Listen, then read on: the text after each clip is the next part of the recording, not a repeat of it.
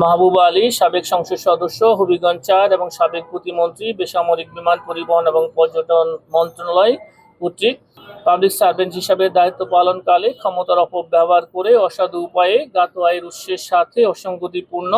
৫,৪৮,০০,০০০ টাকারও বেশি মূল্যের সম্পদের মালিকানা অর্জন ও দখলে রাখার অপরাধ অনুসন্ধানকালে প্রমাণিত হয়েছে। এ কারণে তার বিরুদ্ধে দুর্নীতি দমন কমিশন আইন ২০০৪, দুর্নীতি প্রতিরোধ আইন ১৯৪৭-এর ৫-২ ধারায় একটি মামলা রুজুর সিদ্ধান্ত গৃহীত হয়েছে। অভিযোগ সংশ্লিষ্ট মিসেস শামীমা জাফরিন তার স্বামী মোহাম্মদ মাহবুব আলী পাবলিক সার্ভেন্ট হিসেবে দায়িত্ব পালনকালে স্বামীর সহযোগিতায় অসৎ উদ্দেশ্যে ক্ষমতার অপব্যবহার পূর্বক অসাধু উপায়ে ৩,৯৫,০০,০০০ টাকারও বেশি মূল্যের